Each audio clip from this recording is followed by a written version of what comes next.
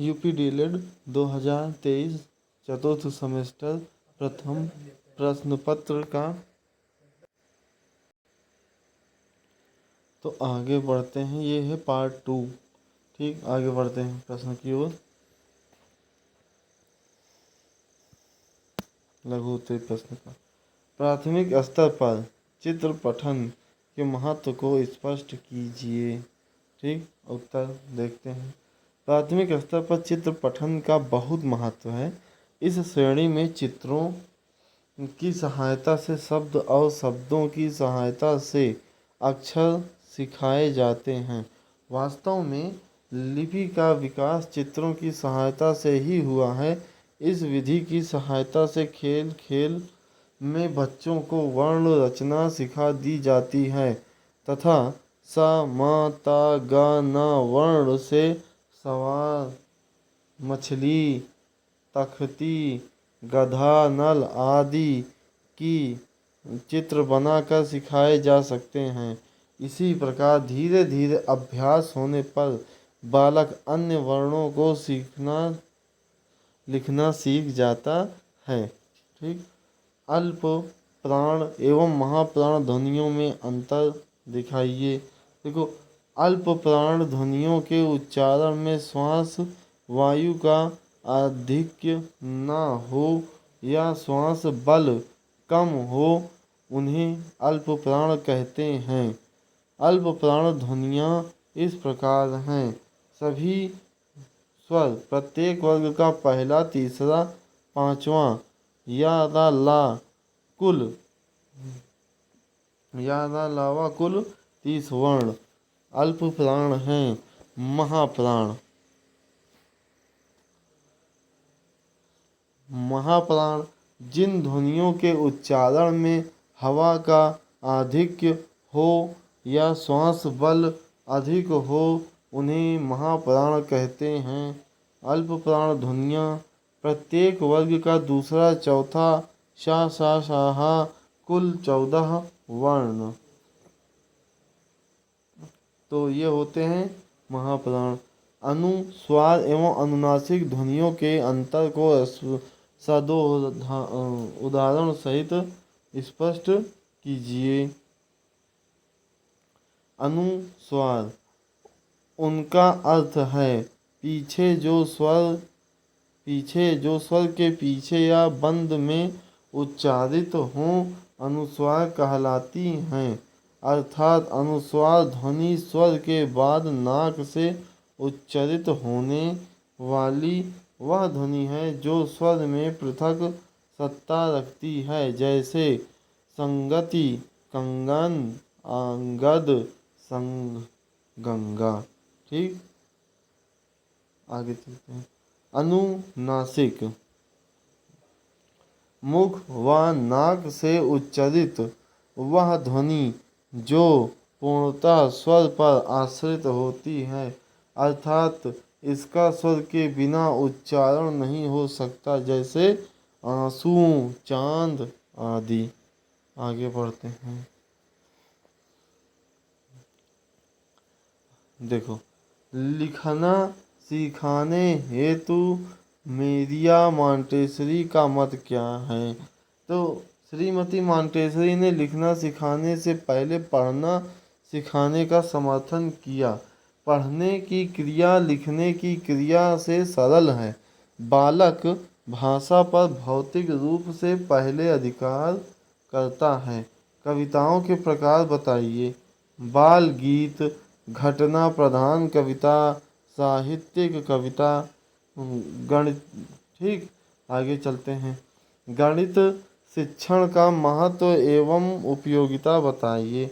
गणित के उपयोग के बिना व्यक्ति का जीवन अत्यंत जटिल, अस्त व्यस्त हो जाता है। गणित प्रत्येक कठिनाई का समाधान है, इससे आर्थिक प्रगति का स्तर बढ़ता है। गणित की आधारभूत संकल्पनाओं और औसत लाभ, हानि आदि की समाज में आर्थिक गतिविधि को शक्ति प्रदान की है। ठीक, आगे चलते हैं। अशुद्ध उच्चारण के कारण बताइए। देखो, अशुद्ध उच्चारण के अनेक कारण दोष आ जाते हैं और वे अशुद्ध उच्चारण करने लगते हैं। अशुद्ध उच्चारण में प्रायः निम्नलिखित कारण आते हैं, जैसे ध्वनि लोप, किसी ध्वनि का लोप कर देना, ओके। और ध्वनि विकृति, किसी ध्वनि का अल्प उच्चारण या अति उच्चारण करना। ध्वनि विसर्य, किसी ध्वनि का उलट पलट देना, ठीक। सही ध्वनि का सही ज्ञान न होना। उच्चारण के साधारण नियमों का ज्ञान न होना, ठीक। सुर, अनुताल, बलाघात आदि का अनुचित प्रयोग। हकलाना, तुतलाना, दोषयुक्त श्रवण प्रक्रिया, कम सुनना। कुछ अन्य शारीरिक विकृतियों जैसे ओष्ठ विकृत, दंत क्षय, कोमल तालु, अभाव का कालत्व, अभाव का लघुत्व, ठीक। स्थानीय बोलियों का प्रभाव, शब्द लाघव की प्रवृत्ति। अध्यापक द्वारा निर्देश की कमी। आरंभिक स्तर पर पठन की क्या उपयोगिता है? पठन से आप क्या समझते हैं, इसके महत्व पर प्रकाश डालिए। पठन से आशय है किसी वाक्य या शब्द को अर्थबोध व भाव को ग्रहण करते हुए पढ़ना, अर्थात अक्षरों शब्दों से जुड़ी ध्वनियाँ निकालने के साथ साथ लिखित वस्तु का अर्थ भी समझना। उदाहरणार्थ, कक्षा में हम बच्चों को कार्ड्स पर बने पत्ती के चित्र अथवा श्यामपट्ट पर चित्र बनाकर अथवा वास्तविक पत्ती का चित्र दिखाकर पूछ सकते हैं, बच्चों यह क्या है, अथवा यह किसका चित्र है। बच्चे पत्ती से पूर्व परिचित हैं, वे पत्ती के अर्थ ग्रहण करने के साथ पत्ती शब्द का उच्चारण करते हैं और पा ध्वनि से भली भांति परिचित हो जाते हैं। और यही पा ध्वनि जब हम पतंग शब्द को पढ़ाते समय प्रयुक्त करते हैं तो बच्चा बड़ी सहजता से पा ध्वनि को पहचान कर लेता है। जब घर में जब वह पापा कहता है तो उसके दिमाग में पूर्व परिचय ध्वनि एक बार फिर से घूम जाती है।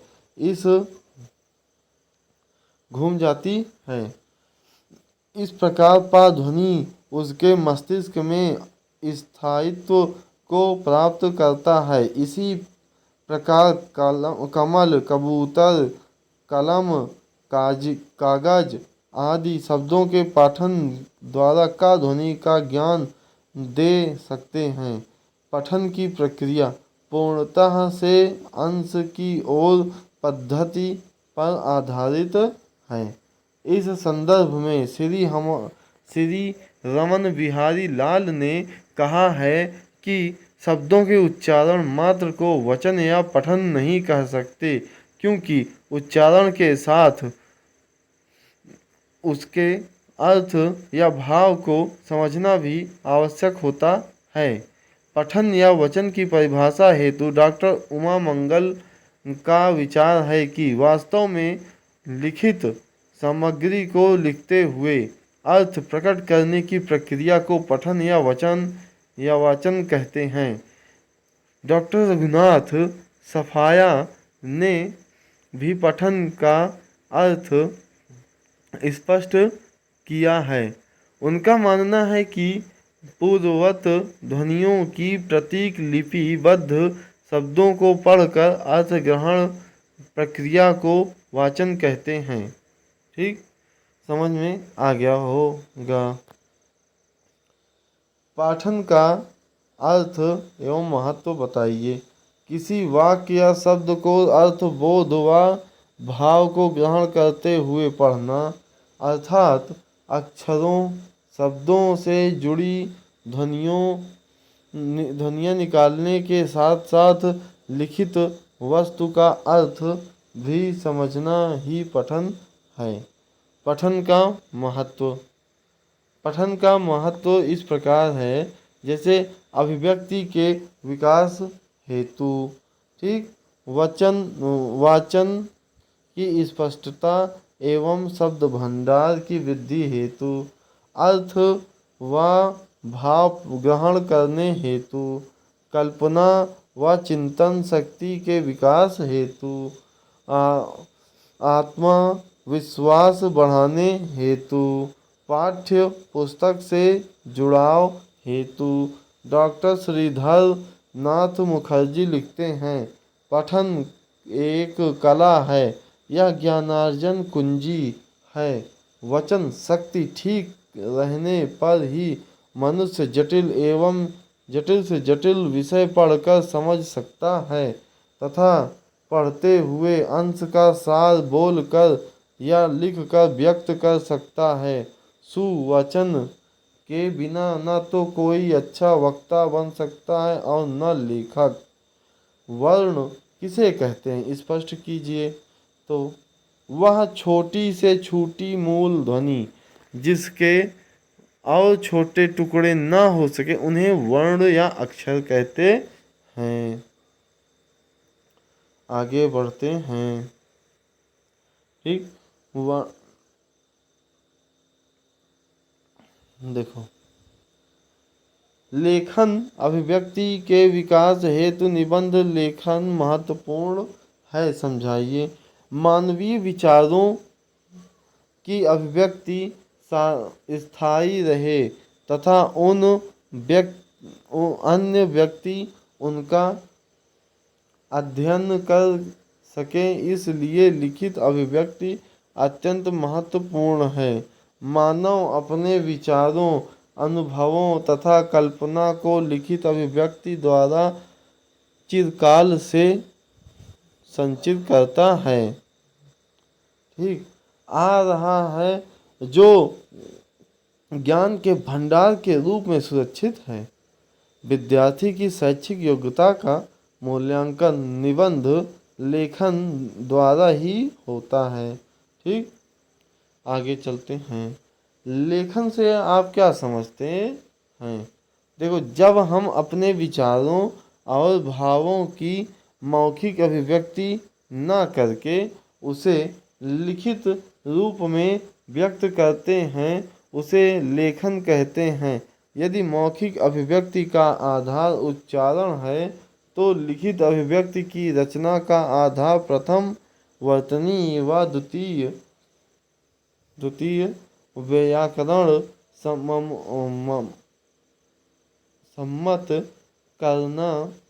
सम्मत वाक्य रचना।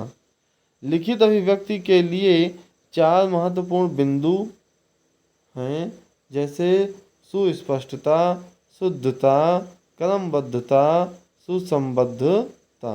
लेखन के अभिप्राय को स्पष्ट करते हुए प्रसिद्ध विद्वान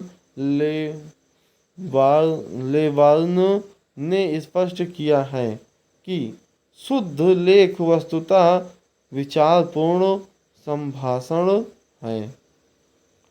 good writing is simply more carefully consider speech, ठीक। आगे बढ़ते हैं, गांधी ने लेखन के अर्थ को निम्न शब्दों में वर्णित किया है। मौखिक अभिव्यक्ति बालकों को बलपूर्वक, उत्साह युक्त एवं जीवन शक्ति से पूर्ण लिखने में समर्थ बनाती है। इसका कारण यह है कि मौखिक रचना कार्यों में निपुण बालक लिखित में कुशलता सहज ही प्राप्त कर लेते हैं और इन्हीं बालकों में से अनेक प्रतिभाशाली इतिहासकार के रूप में पहचाने जाते हैं। लेखन पत्र लेखन की उपयोगिता स्पष्ट कीजिए। देखो, आधुनिक युग में दूर संचार के संसाधनों की कोई कमी नहीं है। वर्तमान में टेलीफोन तथा मोबाइल ने पत्र व्यवहार बहुत कम या नहीं के बराबर कर दिया है। फिर भी पत्र लेखन का अपना महत्व एवं उपयोगिता है। पत्र लिखने से ही लेखन शैली, भाषा शैली एवं व्याकरण के ज्ञान का अनुमान लगाया जाता है। लिखित अभिव्यक्ति के विकास के लिए विभिन्न प्रकार के व्यक्तिगत, सामाजिक तथा औपचारिक पत्रों का ज्ञान होना आवश्यक है। महत्व: लेखक जेम्स हॉल ने ठीक कहा है कि जिस प्रकार कुंजियाँ मंजूषाओं के अंतराल को खोल देती हैं, उसी प्रकार पत्र द्वारा हम दूरस्थ व्यक्ति के साथ आत्मीय संबंध स्पष्ट करते हैं। पत्र 6 प्रकार के होते हैं, जैसे पारिवारिक पत्र, सामाजिक पत्र, व्यवहारिक पत्र, संप्रदायिक पत्र, आवेदन पत्र, सरकारी कार्यों के पत्र। लेखन की विधियों का उल्लेख कीजिए। लेखन की विधियाँ: मॉन्टेसरी विधि, रूपरेखा अनुकरण विधि, मनोवैज्ञानिक विधि, चित्र विधि, पेस्टोलॉजी विधि, रचनात्मक विधि, जेकार्ट विधि। ठीक, आगे मिलते हैं अगले वीडियो में। ठीक है, तब तक वीडियो को लाइक करो, शेयर करो, सब्सक्राइब करो। मिलते हैं अगले वीडियो में, तब तक के लिए जय हिंद, जय भारत, वंदे मातरम, जय श्री राम।